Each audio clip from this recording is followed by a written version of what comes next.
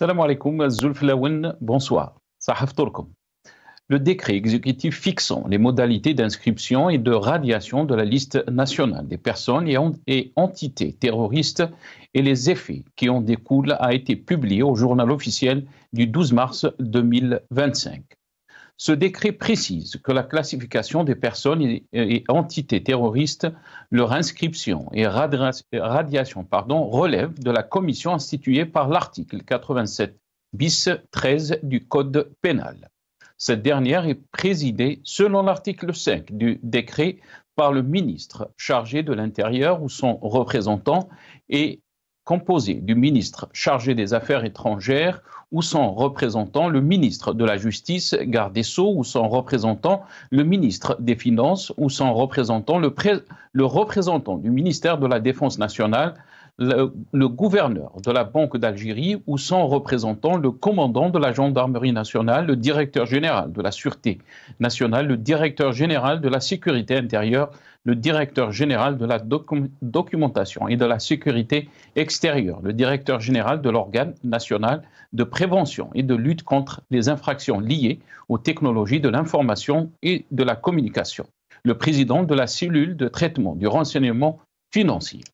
Le texte ajoute dans son article 9 qu'elle est inscrite sur la liste toute personne ou entité contre laquelle existent des indices graves et concordants qui fait l'objet d'une enquête préliminaire pour avoir rempli les critères prévus par l'article 8 ou de poursuite pénale, ou de jugement ou d'un arrêt de condamnation prononcé à son encontre pour avoir commis ou tenté de commettre l'un des actes mentionnés à l'article 87 bis. Le décret exécutif cible toute association, corps ou groupe ou organisation, quelle que soit sa forme ou sa dénomination, dont le but ou les activités tombent sous peine des dispositions de l'article 87 bis du Code pénal. Le décret ajoute dans son article 10 que la Commission reçoit des demandes d'inscription ou de radiation de la liste émanant du ministère de la Défense nationale, du ministre chargé de l'Intérieur, du ministère chargé des Affaires étrangères et du ministère de la Justice, ou fait une proposition d'inscription ou de radiation de sa propre initiative. Rappelons donc que la rapporteure spéciale des Nations Unies sur la situation des défenseurs des droits humains, Marie Lelor, a effectué une mission d'évaluation en Algérie. Elle avait estimé qu'il est regrettable de constater que les lois conçues pour lutter contre le terrorisme suscitent tant de terreur auprès des défenseurs des droits de l'homme en Algérie en raison d'une définition trop large et excessivement vague de ce qui relève du terrorisme dans le Code pénal. Elle fustige en particulier l'article 87 bis du Code pénal algérien promulgué en 1995. Toute la panoplie répressive possible et imaginable est déployée depuis le début du Hirak pour maintenir sous cloche la société algérienne. Nous débattrons avec nos invités juste après cette petite intro.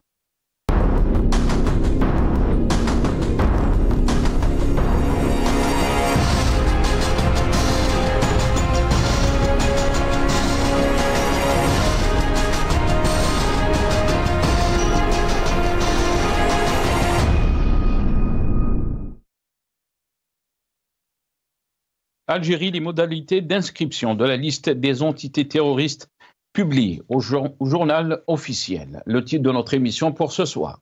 Et pour en parler, j'ai le plaisir d'accueillir dans cette émission Mohamed Rahmoun, représentant de Riposte International, une ONG qui défend les droits de l'homme.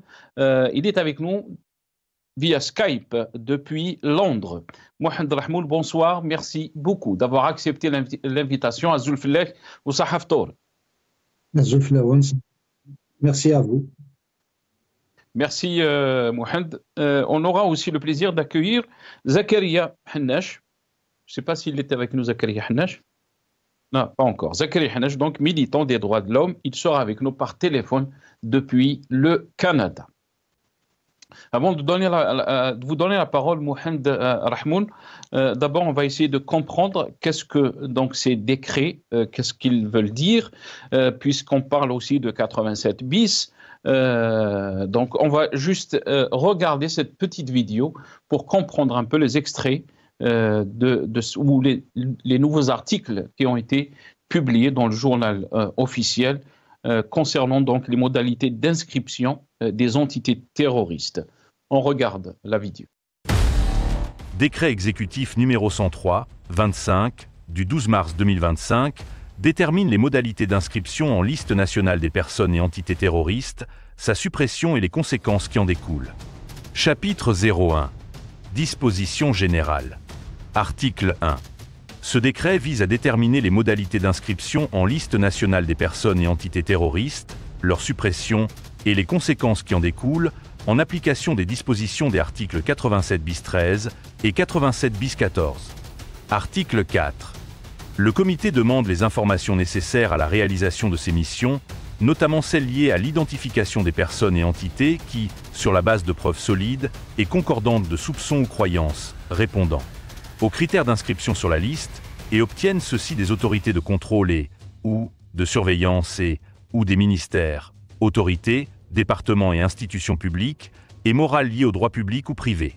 Article 10. Le comité reçoit les demandes d'inscription sur la liste ou annulation de celui-ci par le ministère de la Défense nationale, du ministère chargé de l'Intérieur, du ministère chargé des Affaires étrangères et du ministère de la Justice, ou soumettre elle-même une proposition d'inscription sur la liste ou de radiation de celle-ci automatiquement.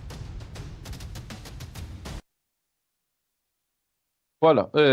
Mohamed Rahmoun, quelle est votre impression donc, par rapport donc, à ces décrets qui ont été publiés dans le journal officiel, ces nouveaux décrets concernant donc, les modalités d'inscription et les modalités et de radiation, donc de la liste nationale des personnes et entités terroristes. On parle bien sûr d'une commission qui prendra en charge donc, cette liste nationale.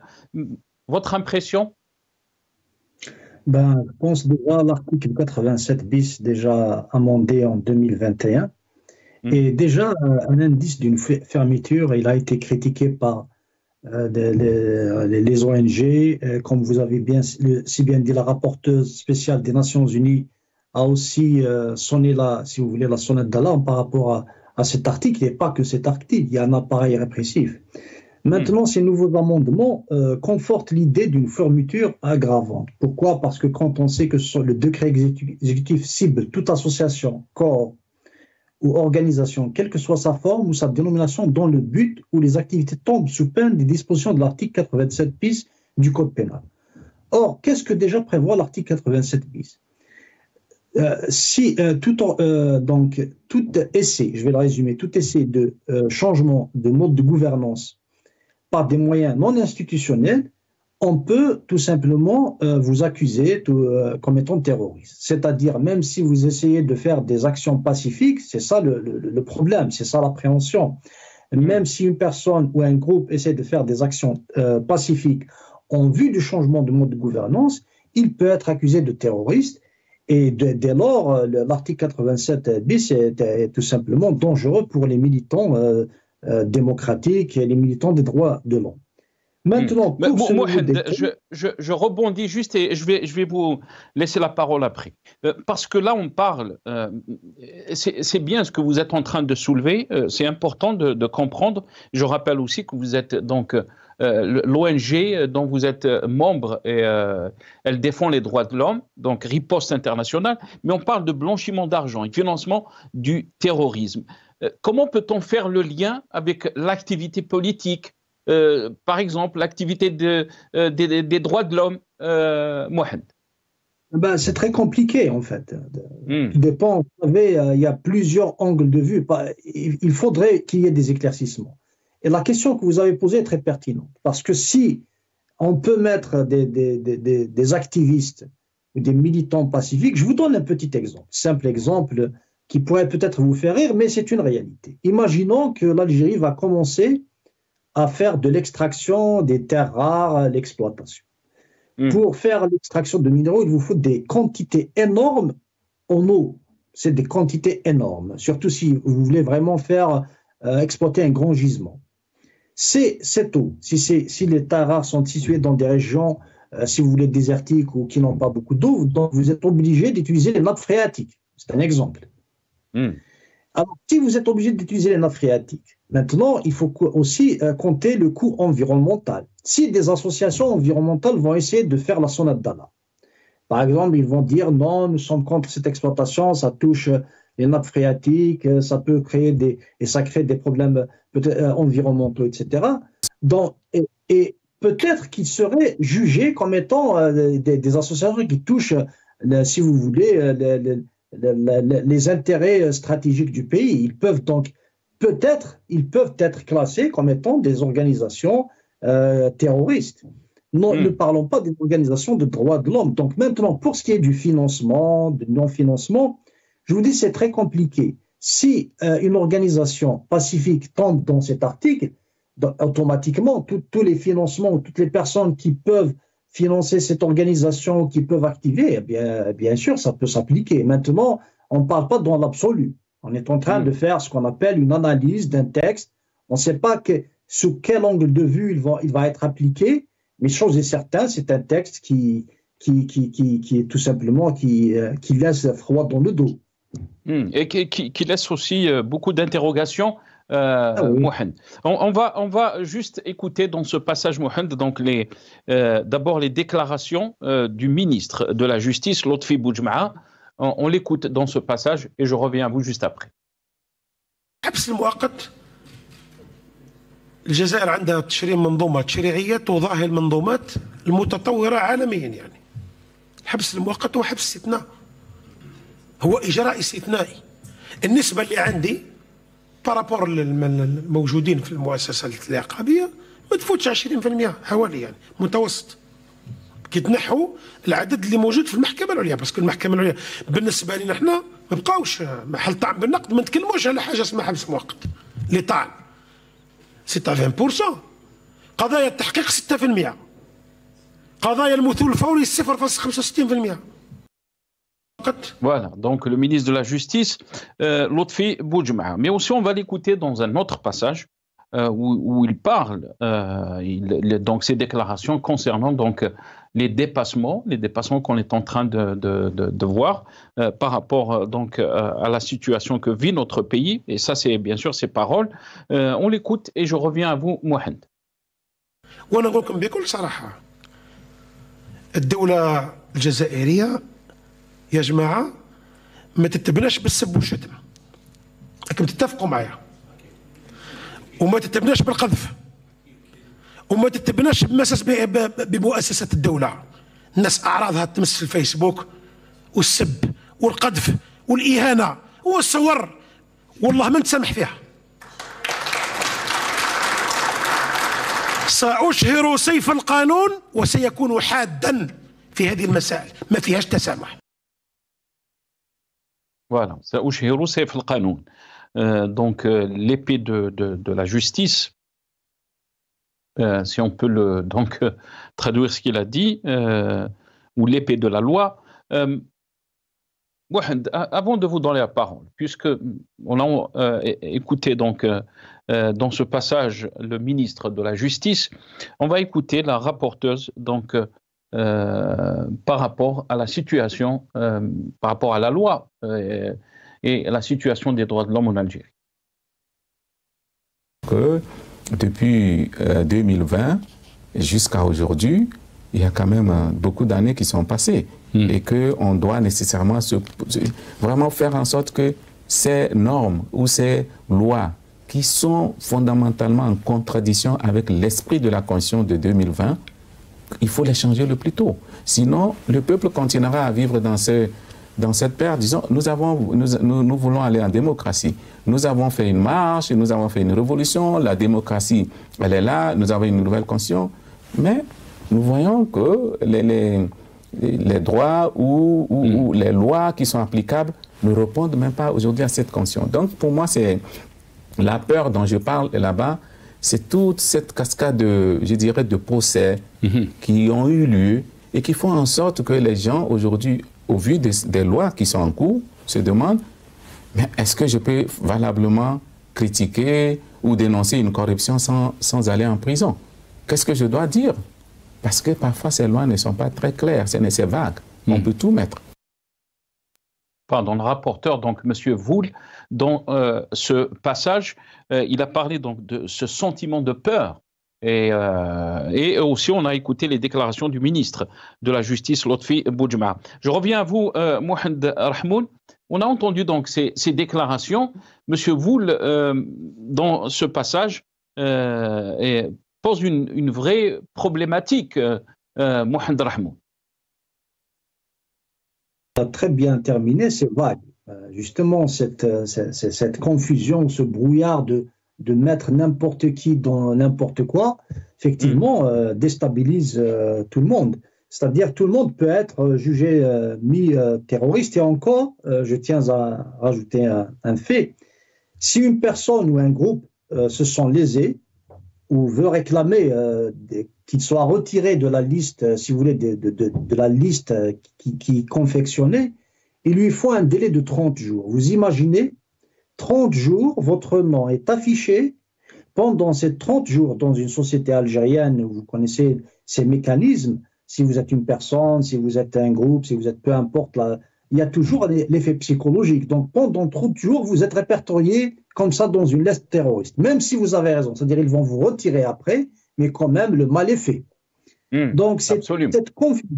Oui, c'est toute cette confusion. C'est-à-dire, au lieu de chercher la confiance des Algériens qui soient à l'aise, l'Algérie maintenant est dans une situation quand même assez compliquée.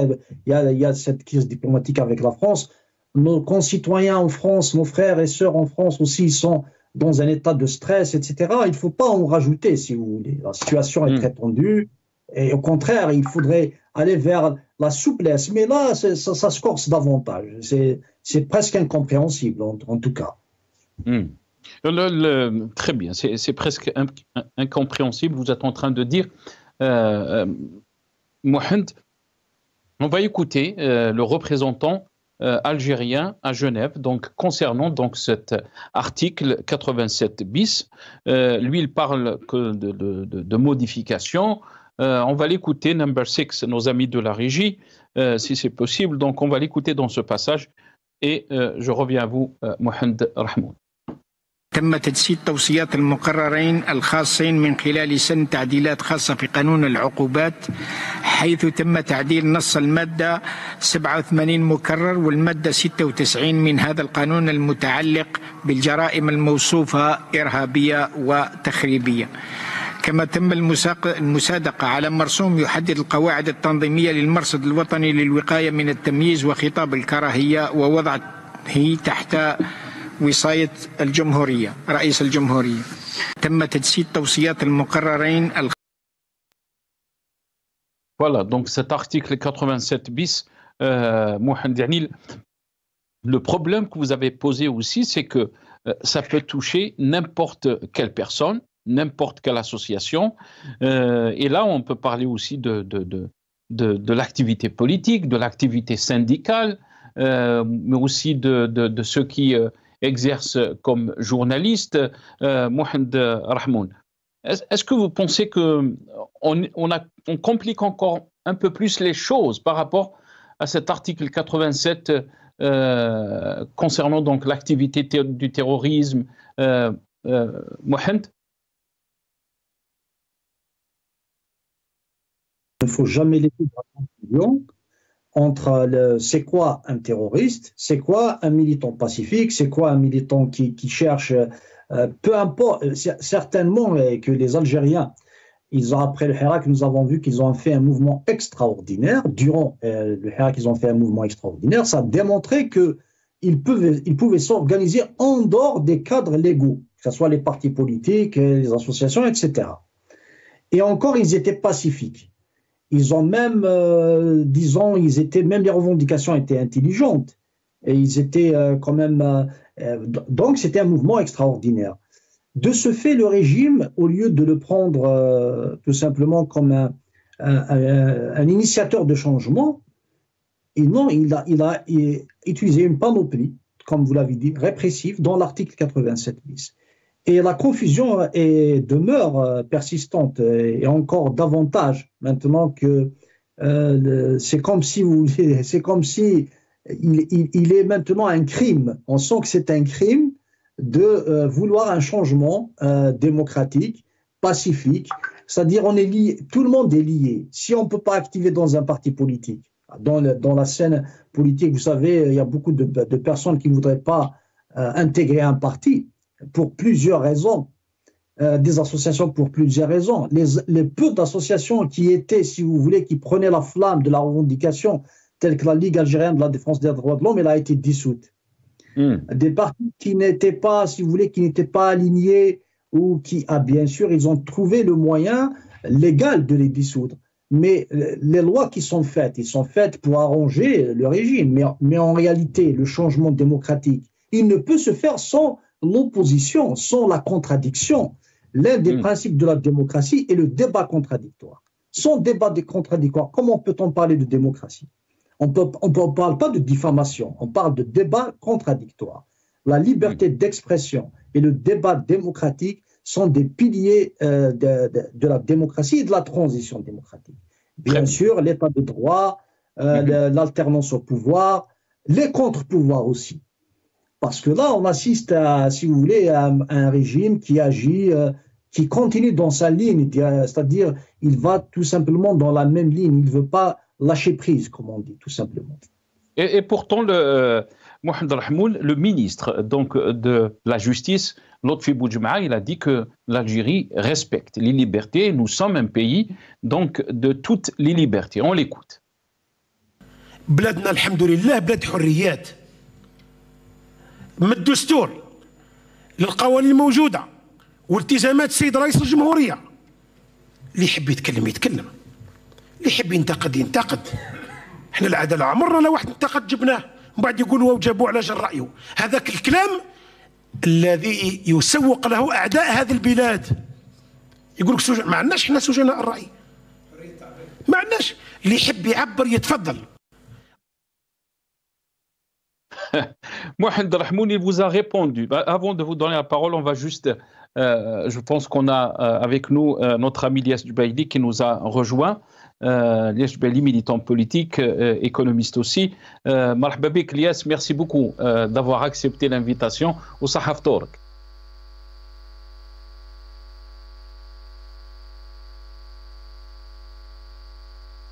Lias Jubaili, est-ce que vous m'entendez, Lias Jubaili? Non, je pense qu'il y a un petit souci. Mohamed Rahmoun, je reviens à vous avant de rétablir la connexion avec Lias Jubaili. Vous avez entendu donc dans ces déclarations le ministre de la Justice, je pense qu'il vous a répondu. La critique, elle est tolérée en Algérie, les libertés sont là. Donc, entre ce discours et la réalité, est-ce qu'on peut dire qu'il y a un contraste, Monsieur Rahmoun? L'organisme, je n'ai pas en tête, je pourrais après le récupérer. Imaginez-vous que vers le début, je pense, de 2021, il y a 13 000 Algériens qui sont partis illégalement via l'Espagne. Vous imaginez 13 000 Algériens. C'est un drame humanitaire.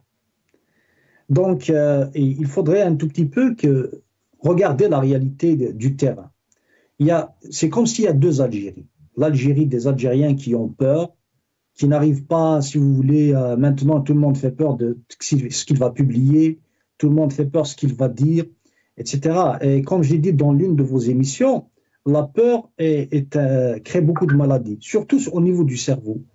Et du point de vue sociétal, c'est un drame aussi, parce qu'il faudrait tendre à former des personnes qui sont à même de construire un pays, de travailler, d'avoir des initiatives politiques, économiques, culturelles, de la créativité. Il faut bien qu'il y ait des écrivains, des poètes, des artistes, etc.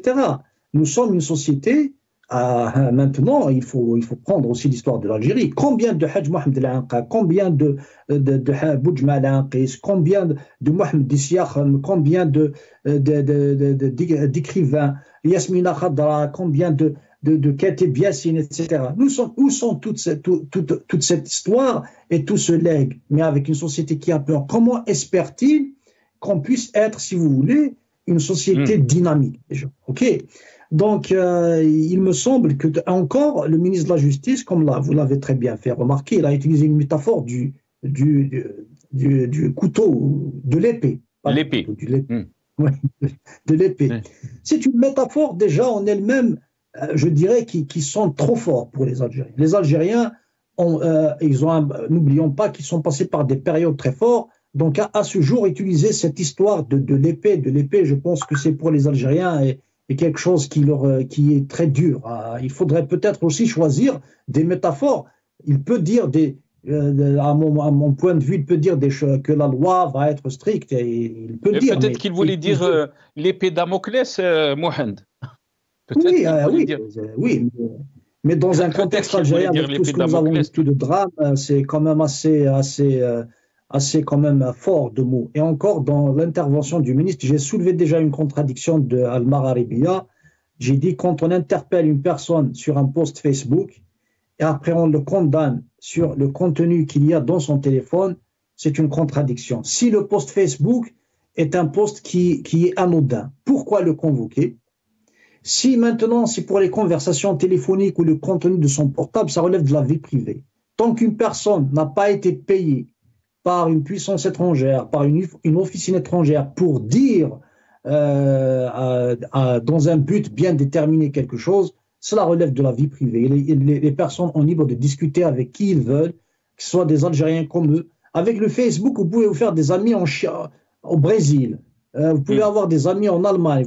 Je ne vois pas maintenant si maintenant les Algériens sont obligés de discuter uniquement avec leurs concitoyens sur des sujets de football, de Charba, de Ramadan, sur des sujets typiquement simples. Mais est-ce que c'est une vie? Très bien. Restez avec nous, Mohamed. Je pense que Lias Djbaili nous a rejoint. Lias Djbaili, bonsoir. Merci beaucoup d'avoir accepté l'invitation. Marhaba bik wa sahaf tour. Bonsoir Nasser, merci pour l'invitation. Sahaf tourkoum, à votre invité, cher monsieur Rahmoun, et à toute l'équipe Magharibia qui est sur la couverture. Et bien sûr à tous nos compatriotes qui suivent votre chaîne de près et de loin. Merci encore pour l'invitation. Merci beaucoup. على بالي بلي قلقناك وكنت تفطر on te remercie pour ça. Non, du tout. Non. Lias Djbaili, يعني ce décret exécutif donc fixant les modalités d'inscription et de radiation de la liste nationale des personnes et entités terroristes. Donc on parle d'une commission qui est responsable de cette liste nationale et on ne sait pas très bien, donc c'est pas très défini. Qu'est-ce que c'est donc une entité? Donc aussi ces personnes, est-ce qu'ils peuvent être des personnes qui peut-être sont liées à la politique, sont liées au combat des droits de l'homme? Il y a un flou total. Et beaucoup de ceux qui sont dans la politique, ceux qui sont dans les droits de l'homme, pensent que ça les vise aussi, Lias Djbaili. Et bien sûr, il y a l'article 87 bis, cette dérive de l'arbitraire a pris plusieurs facettes. Là, je vous lis un post dans la mise au point de loi assimilant. Donc, l'action au terrorisme, comme l'atteste le fameux article 87 bis du Code pénal utilisé pour justifier les poursuites et les arrestations arbitraires. Votre réaction par rapport donc à ce décret qui a été... D'abord, on nous dit que ça va toucher donc le blanchiment d'argent, le financement du terrorisme, mais les militants des droits de l'homme, les militants politiques soulèvent beaucoup d'interrogations. Lias Djbaili. Tout d'abord, au fait, moi, rien ne me surprend venant de la part de ce régime, de ce pouvoir, parce que l'État-nation de notre pays a été construit sur le déni et sur le refus de la démocratie. C'est ça la genèse, c'est le refus de la démocratie. Après l'indépendance, les concepteurs de soi-disant de cette Algérie post-indépendante, c'est le militaire qui a pris l'ascendant sur le civil. Ces décideurs ou ces dirigeants à vocation militaire ont décidé de construire l'État-nation de l'Algérie sur le refus de la démocratie. Donc, c'est normal, ils sont dans cette logique mortifère mettre en place des mécanismes législatifs répressifs d'un autoritarisme qui est clair. Tout le monde. Quand vous dites, Elias Jubaili, quand vous dites mortifère, pourquoi? Parce qu'ils ont utilisé, au fait, le but, ils ont utilisé ou ils ont pondu un article liberticide qui s'appelle le 87 bis al-Madda 87 Mukarrar, que tout n'importe quel citoyen algérien, même au fin fond de l'Algérie, sait que cet article a été pondu, a été créé, a été mis sur la table pour mettre fin à toute forme de liberté d'expression et pour mettre fin au Hirak. Ils ont renforcé cette mobilisation pour ne pas accepter un autre son de cloche. Il vient de le dire très justement, Monsieur Rahmoul. C'est quoi le débat? C'est le débat contradictoire. Est-ce que vous avez vu dans un pays où il n'y a pas d'opposition, comment faire vivre la démocratie? Il faut des courants divers, il faut des opinions diverses, il faut des voix diverses. C'est ça le débat contradictoire pour construire un État. Sur tous les plans, sur le plan politique, sur le plan économique, sur le plan social. Regardez, notre Parlement, c'est une chambre d'enregistrement. Tous les sénateurs, c'est quoi leur rôle? C'est au fait d'approuver et de lire et d'approuver ce qui a été décidé au Parlement. C'est ça notre pays. Donc, donc ce régime, ces autorités, depuis le juin 2019, il faut savoir, depuis juin 2019, le Hirak algérien a connu une répression judiciaire sans précédent. C'est depuis juin 2019. C'est ça, il faut remonter à la chronologie de l'histoire. La répression, elle a commencé à partir de juin 2019. Les analystes puristes, ceux qui gravitent dans la scène politique, dans la militance, et qui ont un regard lucide de la situation en Algérie, ils ont compris que cette répression judiciaire, elle a commencé à partir de juin 2019, après la pandémie, pour mettre fin à cette mobilisation populaire. Et cette mobilisation populaire, elle est là pour demander un changement de façon démocratique, pour demander une alternance,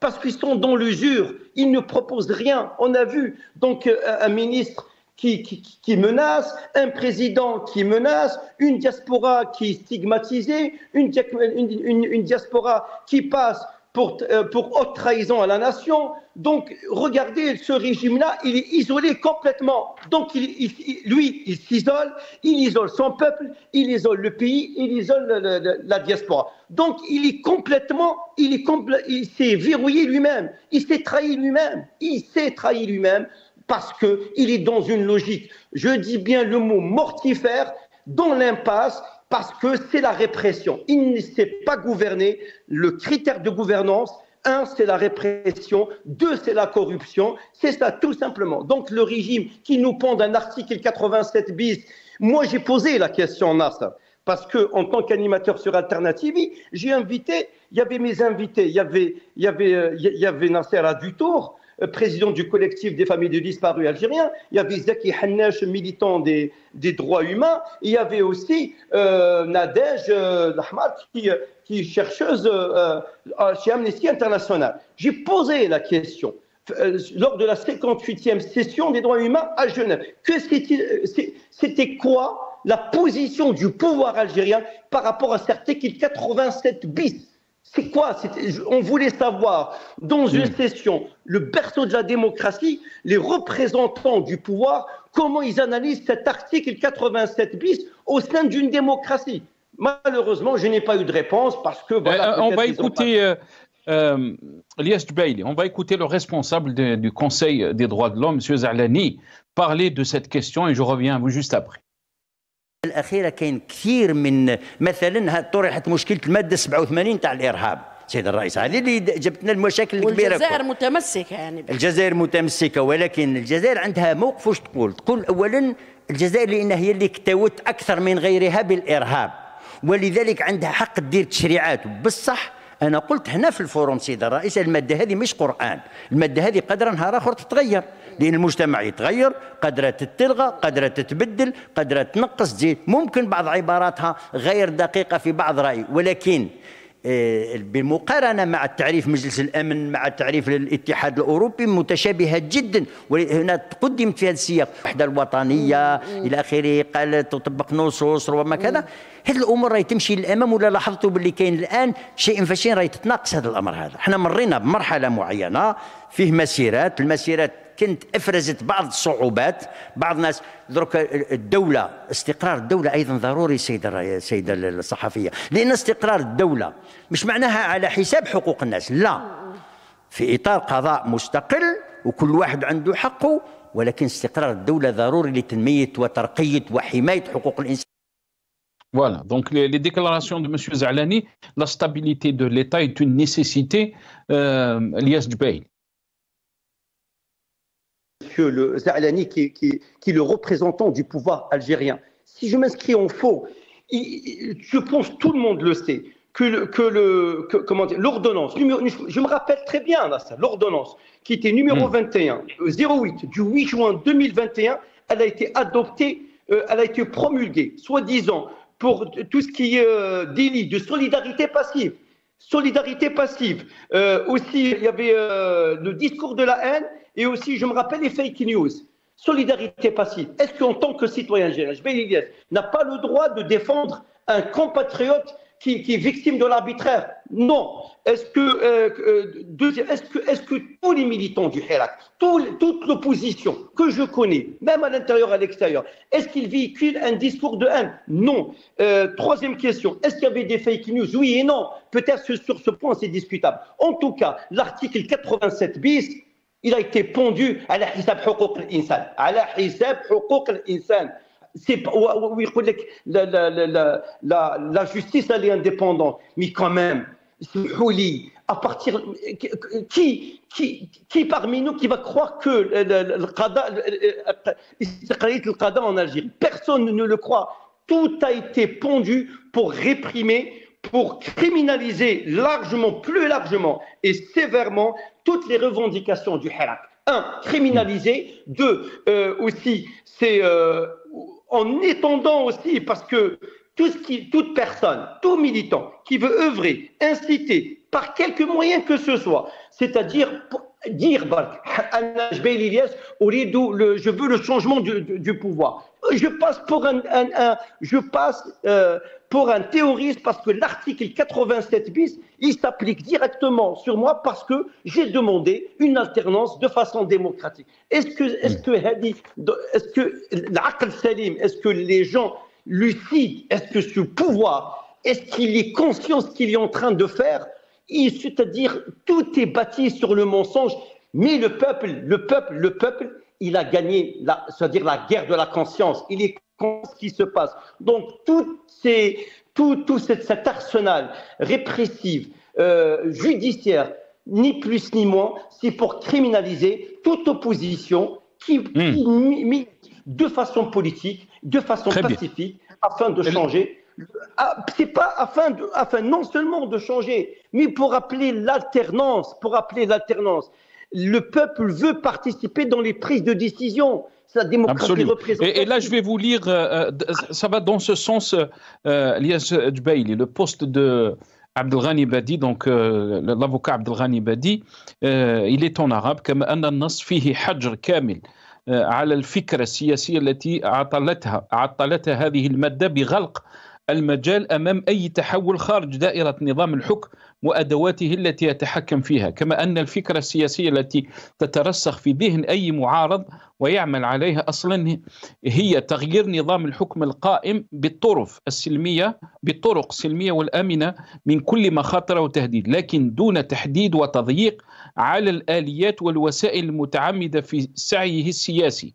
غير أنه من الواضح أن هذه الفقرة 16 من المادة 87 مكرر جاءت خصيصا لقطع الطريق أمام فكرة الانتقال السياسي عن طريق المرحلة الانتقالية أو الهيئة التأسيسية التي طالما كانت مطالب شعبية رفعها الشارع بقوة بحثا عن تحول سياسي حقيقي منتج للديمقراطية ومنها لشرعية شعبية داخل كل المؤسسات. إلياس جبايلي. يعطيه الصحة ربي يحفظه عبد الغني بادي. Abdelghani Badine. Mais en fait, tout ce qu'il vient de dire, c'est juste, au fait. C'est-à-dire tout militant, en tant que citoyen algérien, si nous voulons, ou bien un parti, ou bien des militants qui veulent, qui appellent au changement, ou bien veulent accéder au pouvoir en utilisant par les moyens démocratiques ou vouloir changer le système de gouvernance par des moyens non, par des moyens non constitutionnels, nous sommes des terroristes, en fait. C'est ça, en fait. Ça veut dire que le régime ne veut pas le changement. Tout simplement, le pouvoir, le régime algérien, la genèse du régime algérien ne veut pas de changement du système de gouvernance en Algérie. Restez avec nous, Elias Jubaidi. Très rapidement, le temps de l'émission est terminé. Mohamed Rahmoun, je vous laisse le mot de la fin, puisqu'on va parler aussi dans une minute du décès du militant de la cause nationale et des droits de l'homme, Houssine Zahwan, Rabbi Rahmoun. Mais je vais vous laisser très rapidement, Mohamed Rahmoun, si vous voulez rebondir par rapport à ce qui a été dit. Oui, d'abord, je salue Elias Baili, Elias Haftourou. Allah yarham Maître Zahwan. Je suis attristé par la nouvelle de sa mort. Toutes mes condoléances pour la famille militante et sa famille. J'appelle aussi nos concitoyens à l'immigration d'assister massivement à l'événement du 19 mars organisé par Riposte Internationale, la Révolution du Sourire et attendez s'il vous plaît, je dois prendre le nom pour une alternative démocratique en Algérie. Ce qui est demandé, c'est la libération de tous les détenus d'opinion, le respect de la garantie de la liberté de circulation aux frontières, une transition démocratique et l'instauration d'un état de droit respectueux des libertés, la fin des privilèges honteux et abusifs de la caste au pouvoir et de la gestion par la corruption, une diplomatie légitime au service du peuple et œuvrant pour ses intérêts, une relation entre l'Algérie et la France apaisée, tournée vers l'avenir sans renier le passé et œuvrant dans l'intérêt mutuel des deux pays. Donc ce rassemblement est prévu demain, Mohamed, devant le consulat d'Algérie à Paris, Nation. Exactement. Très bien. On va regarder donc, comme je l'ai annoncé, décès du militant de la cause nationale et des droits de l'homme, Houssine Zahwan, Rabbi Rahmou. Le militant des droits de l'homme donc, est ancien officier de l'armée de libération, l'ALN, et a été décédé donc hier à l'âge de 90 ans, ont annoncé ses proches dans la nuit du lundi 17 et mardi 18 mars. Son enterrement est prévu donc aujourd'hui, après la prière de Tohr au cimetière de l'Alia. Un petit mot, Elias Jubaili? En fait, un petit mot, donc un mot d'espoir aussi, parce que tant qu'il y a l'espoir, tant qu'il y a l'espoir, tant qu'il y a des hommes, je veux dire, l'espoir est permis pour changer ce pays. Au fait, il n'y a pas de grands peuples, il y a de grands hommes. Vous savez, c'est les grands hommes comme Maître Zahwan, Allah yarhamou, comme Maître Abdelrahman, Abdelnour, ces grands défenseurs de la démocratie qui ne sont plus de ce monde, mais qui ont marqué leur empreinte.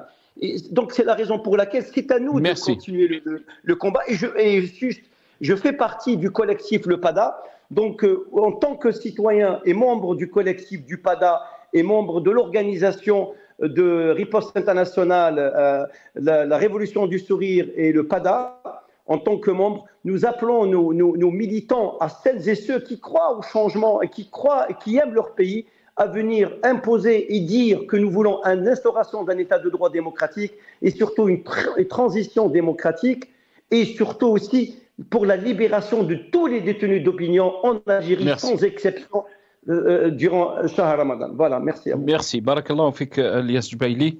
On est arrivé donc à la fin de cette émission. Je rappelle donc du militant de la cause nationale et des droits de l'homme, Houssine Zahwan, ancien officier de l'armée de libération à l'âge de 90 ans. Rabbi Rahmou. Atikum saha. Khawala khair. يا أيتها النفس المطمئنة ارجعي إلى ربك راضية مرضية فادخلي في عبادي وادخلي جنتي.